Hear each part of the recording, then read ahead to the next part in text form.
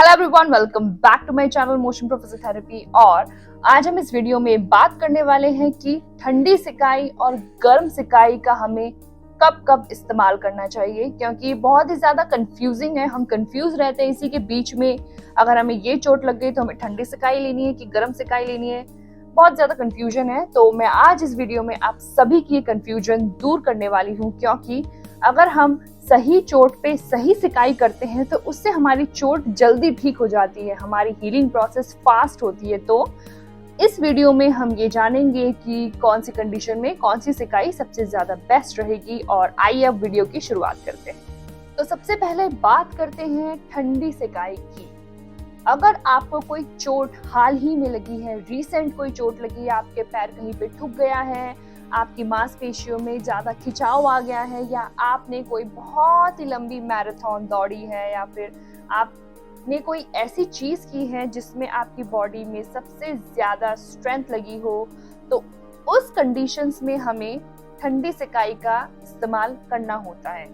तो कोई भी चोट अगर हमें रिसेंटली लगी है तो उसको हम एक्यूट इंजरी के अंदर मानते हैं, मतलब कि फ्रेश चोट, रीसेंट चोट हमेशा एक्यूट इंजरी के अंदर आएगी। और एक्यूट इंजरी में हमेशा ध्यान रखिएगा कि आपको बर्फ से सिकाई करनी है, और चोट के 48 घंटे तक आपको बर्फ से ही सिकाई करनी है। तो एक्यूट इंजरी में आइसिंग। और आप आइसिंग कैसे इस्तेमाल करेंगे, जैसे वैसे तो आजकल बाजार में काफी आइस पैक्स अवेलेबल हैं, जेल पैक्स अवेलेबल हैं, जो आप डायरेक्ट फ्रीजर में आप उसको ठंडा करके आप अपनी चोट के ऊपर आराम से लगा सकते हैं। और अगर आपको घर पे ही आइस पैक बनाना है तो आप क्या कर सकते हैं, आप एक पॉली बैग के अंदर आइस भर के उसको कपड़े से बाहर लपेट के अपनी स्किन के ऊपर आराम से 10-15 मिनट तक रख सकते हैं। अब मैं ये समझाती हूँ आपको कि बर्फ से सिकाई करने के क्या फायदे हैं। तो सबसे पहले जिस जगह पे आपको चोट लगी है उस जगह पे हीलिंग प्रोसेस के लिए हमारी बॉडी इन्फ्लामेशन ट्रिगर करती है, मतलब उस जगह पे लालपन आपको दिखेगा, वो जगह आपको थोड़ी गर्म दिखेगी।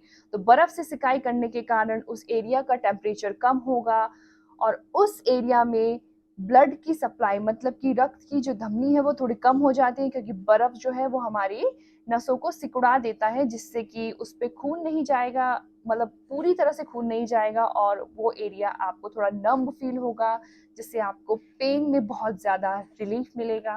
और बर्फ से सिकाई करने के कारण जो वहाँ पे इन्फ्लामेशन के कारण स्वेलिंग आ जाती है, स्वेलिंग से भी आपको बहुत ही ज़्यादा राहत मिलेगी। तो एक्यूट इंजरी में हमेशा हमें आइसिंग ही करनी चाहिए। और हमें किन किन चीज़ों का ध्यान देना है आइसिंग करते वक्त। सबसे पहली चीज़, अगर आपको डायबिटिक न्यूरोपैथी है, मतलब कि आपको अपने हाथों में कम सेंसेशन फील होता है, तो प्लीज़ उसमें बर्फ से सिकाई बिल्कुल भी मत कीजिएगा, क्योंकि जिन पेशेंट्स को सेंसेशंस अच्छे से नहीं आती हैं, अगर उन्होंने बहुत ही देर तक बर्फ अपनी चोट वाले एरिया में लगाकर रखी, तो क्या हो सकता है, बर्फ की वजह से कोल्ड बर्न्स हो सकते हैं, जो कि आपकी हीलिंग को और भी ज्यादा डिले कर देंगे। तो प्लीज जो पेशेंट डायबिटिक न्यूरोपैथी वाले हैं उनको बर्फ से सिकाई बिल्कुल भी नहीं करनी चाहिए।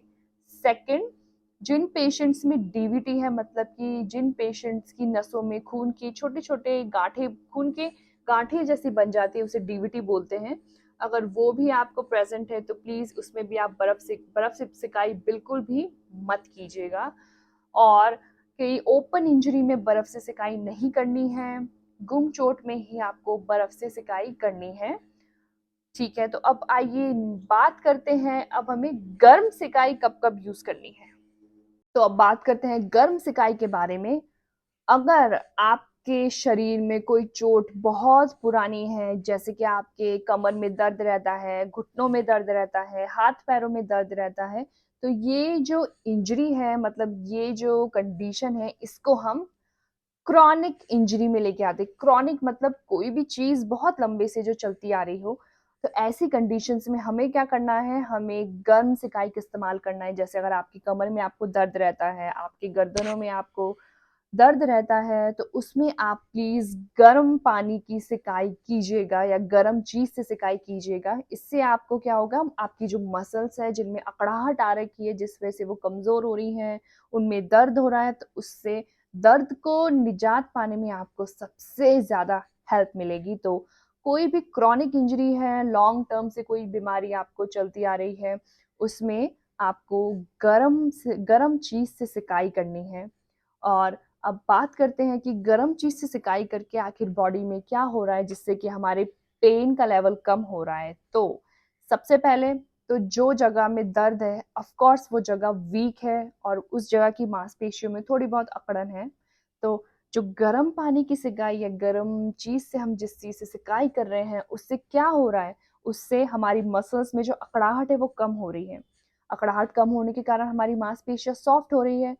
सॉफ्ट मांसपेशियाँ होने के कारण उसके आसपास जो खून की धमनियाँ हैं, मतलब जो ब्लड वेसल्स हैं, उनसे जो खून का बहाव है वो बहुत ही अच्छा हो रहा है, क्योंकि गरम चीज़, आप हमेशा ध्यान दीजिएगा कि गरम चीज़ें हमेशा चीज़ों को फैला देती है। मतलब कि जो चीज़ सिकुड़ी हुई होती है, गरम चीज़ उसको फुला देती है या फैला देती है। तो सेम थिंग हमारी बॉडी के अंदर हो रहा है। तो जो ब्लड सप्लाई जो है हमारी बॉडी में या मसल्स में, गरम सिकाई से उनकी जो ब्लड सप्लाई है हमारी बॉडी की वो बढ़ जाती है, जिससे कि पेशेंट को पेन में बहुत राहत मिलती है। पेन में राहत मिलने के कारण, मांसपेशियों में अकड़न कम होने के कारण रोज़मर्रा के काम करने में भी पेशेंट्स को काफ़ी आसानी होती है। तो हमेशा ध्यान रखिएगा जो भी क्रॉनिक इंजरी है उसमें हॉट पैक का इस्तेमाल करना है। और हॉट पैक के भी सेम कॉन्ट्राइंडिकेशन है। अगर किसी पेशेंट को सेंसेशन कम फील होते हैं, मतलब जैसे कि आपको टच वगैरह कम फील होता है, तो उसमें थोड़ा ध्यान से हमें हॉट पैक का इस्तेमाल करना चाहिए, क्योंकि ज़्यादा गर्म से अगर हमने सिकाई कर दी तो उससे क्या होगा, उससे बर्न्स होने के चांसेस ज़्यादा होते हैं। डीवीटी के पेशेंट्स में हमें सिकाई नहीं करनी है। कोई भी ओपन इंजरी या इन्फेक्शन में हमें सिकाई बिल्कुल भी नहीं करनी है। आप प्लीज़ ये ध्यान दीजिएगा, इन्फेक्शंस, ओपन इंजरीज़, इसमें हमें बिल्कुल भी सिकाई नहीं करनी है। आइए अब एक छोटा-सा रिकैप करते हैं। 48 आवर्स तक की इंजरी, जैसे कि आपको चोट लगी, उसके 48 घंटे तक एक्यूट इंजरी में आइसिंग, ठीक है? और क्रॉनिक इंजरी मतलब कोई भी कंडीशन जो लॉन्ग टर्म से आपको चली आ रही है, उसमें हमें हॉट पैक से सिकाई करनी है।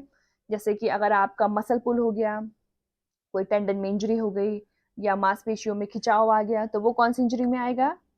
एक्यूट। तो उसमें आइसिंग का यूज़ करना है।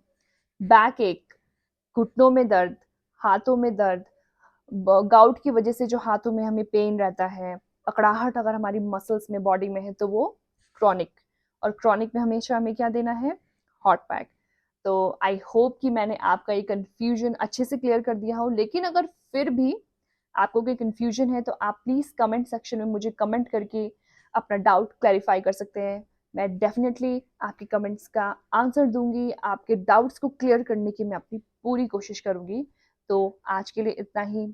आई होप आपको मेरा वीडियो पसंद आया होगा, एंड प्लीज़ अगर मेरा आपको ये वीडियो पसंद आया तो मेरे चैनल को लाइक, शेयर एंड सब्सक्राइब ज़रूर कीजिएगा, क्योंकि मैं ऐसे ही और इन्फॉर्मेटिव चीज़ें आपके लिए आगे लाती रहूँगी। एंड अगर आप मेरे चैनल को लाइक करेंगे, कमेंट करेंगे, शेयर करेंगे, तो उससे मुझे और ज़्यादा मोटिवेशन मिलती है कि येस, आई थिंक मैं लोगों की हेल्प कर पा रही हूँ। तो प्लीज़ मेरे चैनल को लाइक, शेयर एंड सब्सक्राइब ज़रूर कीजिएगा। और मेरे चैनल को आप फेसबुक में या इंस्टाग्राम में भी फॉलो कीजिएगा। तो मोशन प्रो फिजियोथेरेपी के नाम से मेरा चैनल है इंस्टाग्राम में, फेसबुक में। प्लीज़ उधर भी मेरे चैनल को फॉलो कीजिएगा, वहाँ पे भी मैं इन्फॉर्मेटिव रील्स वगैरह अपलोड करती रहती हूँ। एंड आज के लिए इतना ही। अगर आपको मेरा वीडियो पसंद आए तो प्लीज़ जो मैंने बताया वो प्लीज़ कीजिए। एंड मिलते हैं अगली वीडियो में कुछ नए कंटेंट के साथ। तब तक के लिए good bye, take care and thank you for watching my video.